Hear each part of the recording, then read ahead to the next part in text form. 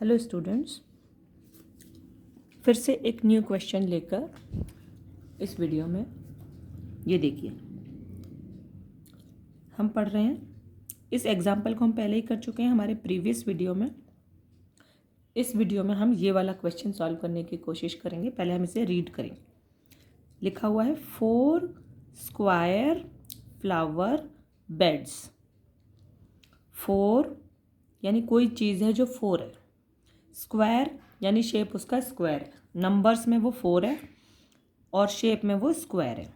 Flower beds, flower beds यानी flower के इस तरीके से बेड्स बने हुए हैं, यानी जो भी फ्लावर्स उगे हुए हैं किसी प्लांट में वो इस तरीके से उगे हुए हैं कि वो बेड जैसे दिख रहे हैं। ठीक है। Each of side 4 metre. ठीक है, यानी हम 4 स्क्वायर बनाएंगे, 4 स्क्वायर। ठीक है, हम यहाँ पर एक लाइन खींच देते हैं। यहाँ हम 4 स्क्वायर बनाएंगे। ये रहे 4 स्क्वायर। ये देखिए, ये फ्लावर्स से बने हुए हैं, फ्लावर बेड कह रहे हैं हम इनको। ठीक है, ये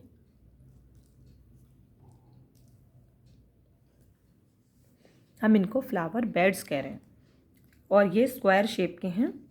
ईच ऑफ साइड 4 मीटर। इसका साइड है 4 मीटर सभी का। ये है 4 मीटर सभी का साइड, यानी सब सेम साइज के हैं।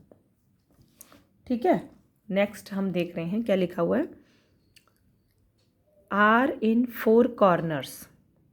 ये जो 4 फ्लावर बेड्स हैं ये 4 कॉर्नर्स में सेट हैं। ठीक है, किस तरीके से? On a piece of land. एक लैंड है, उसका टुकड़ा है, उसके अंदर 4 कॉर्नर्स हैं। उन 4 कॉर्नर्स पे ये 4 फ्लावर बेड्स लगे हुए हैं। ठीक है, क्वेश्चन बार बार पढ़ लीजिए बच्चों। अगर नहीं समझ में आ रहा है प्लीज़ बार बार एक ही सेंटेंस को थोड़ा थोड़ा करके पढ़िए। 12 metre long and 10 metre wide. चलिए, ये बनाया हमने piece of land, that is इसकी लेंथ कितनी है?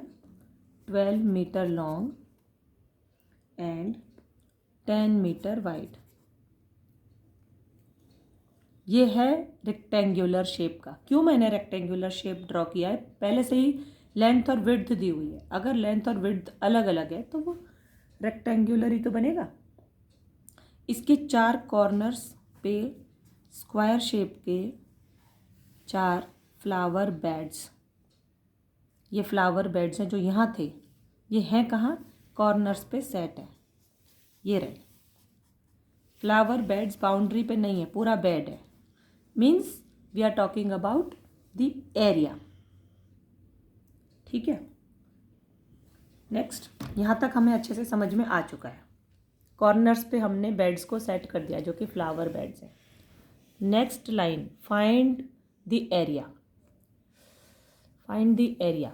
अब एरिया फाइंड आउट करना है of the remaining part of the land.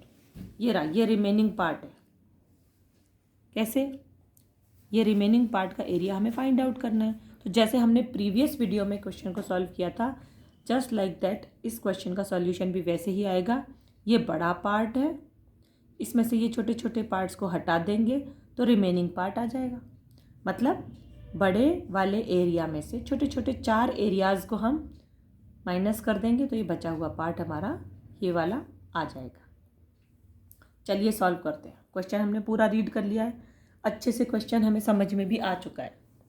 अब इसको हम फटाफट से यहाँ सॉल्यूशन निकाल लेते हैं। ये रहा सॉल्यूशन। ठीक है, सबसे पहले हम निकालेंगे एरिया ऑफ द लैंड। ये हमारी लैंड है, ये है रेक्टेंगुलर, तो एरिया ऑफ द रेक्टेंगल का फॉर्मूला यहाँ पर लिखना पड़ेगा, that is L into b. L is 12 metre, B is 10 metre, 120 metre square. Area of the land, इस पूरी लैंड का, पूरी कंप्लीट लैंड का एरिया हमारे पास आ चुका है। अब हमें एरिया फाइंड आउट करना है इन फ्लावर बेड्स का। तो कितने फ्लावर बेड्स हैं हमारे पास? 4, लेकिन हम अभी एक का ही निकालेंगे, यानी एक ही फ्लावर बेड का एरिया निकालेंगे। Area of the flower bed, क्योंकि फ्लावर बेड स्क्वायर शेप के हैं, फॉर्मूला लगेगा स्क्वायर का एरिया का साइड इंटू साइड। साइड है 4 मीटर इंटू 4 मीटर, 4 4 ज़ा 16 मीटर स्क्वायर।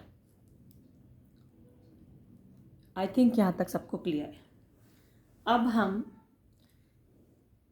इस एरिया में से इस एरिया को माइनस करेंगे पहले। जी नहीं, हमने ये निकाला है area of the flower bed. अब आएगा एरिया ऑफ 4 फ्लावर बेड्स। अभी हमने ये एक ही फ्लावर बेड का एरिया निकाला है, लेकिन हमारे पास फ्लावर बेड्स हैं 4, तो 4 फ्लावर बेड्स का एरिया कितना हो जाएगा? एक फ्लावर बेड का इतना 16।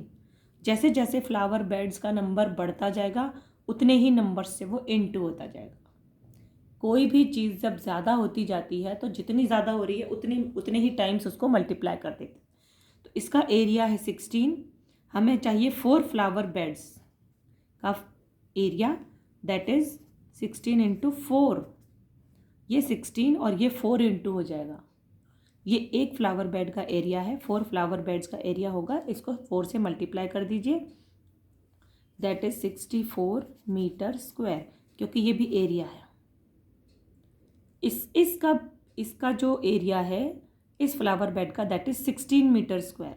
इसका भी 16, इसका भी 16, इसका भी 16। बार बार हमें क्वेश्चन देखना है, पिक्चर देखना है, क्वेश्चन देखना है, पिक्चर देखना है, आई एम सॉरी, सॉल्यूशन देखना है। अभी हमने ये 16 को इसमें से माइनस कर देते तो हमारा आंसर रॉन्ग हो जाता। हम जल्दबाजी में ऐसी गलतियां करते हैं एग्ज़ाम में कि हम ये वाला स्टेटमेंट छोड़ ही देते हैं, क्योंकि हमें पता है इसके एरिया में से इसको माइनस करना है। फटाफट इसमें इसका एरिया निकाला, इसका एरिया निकाला, माइनस किया, फटाफट आंसर आ गया। बच्चों ऐसा नहीं करना है। इस तरीके से आप क्वेश्चन सॉल्व करोगे ना, राइट में ड्रॉ करके लेफ्ट में सॉल्यूशन निकाल के, तो आपसे बहुत कम मिस्टेक्स होंगी या होगी ही नहीं। हमने एक का निकाला, इसको चेक कर लिया, हैंड टू हैंड चेक कर लिया, 16, ये 16, ये कहाँ गया, ये कहाँ गया, ये कहाँ गया, यहाँ आ गया। Is that clear? Area of the remaining part, area of the remaining part, area of the remaining part of the floor. कैसे फाइंड आउट करेंगे? 120 में से 64 को माइनस करेंगे, 16 को नहीं, 120 माइनस 64 कितना आया? 6 and 5 metre square. Answer. Same question हमने प्रीवियस वीडियो में किया था और सेम क्वेश्चन यहाँ किया है। थोड़ी सी लैंग्वेज का फ़र्क है, थोड़ी सी इस ड्राइंग को बनाओगे तो इस ड्राइंग में और उस ड्राइंग में थोड़ा सा फ़र्क है। दोनों वीडियोस को एक साथ देखिए, दोनों वीडियोस को कॉपी में नोट डाउन एक बार देख कर कीजिए, दूसरी बार बिना देखे कीजिए। 2 टाइम्स ऑफ अ क्वेश्चन आप प्रैक्टिस कीजिए और आपको बिल्कुल अच्छे से समझ में आएगा। चलिए मिलते हैं नेक्स्ट वीडियो में।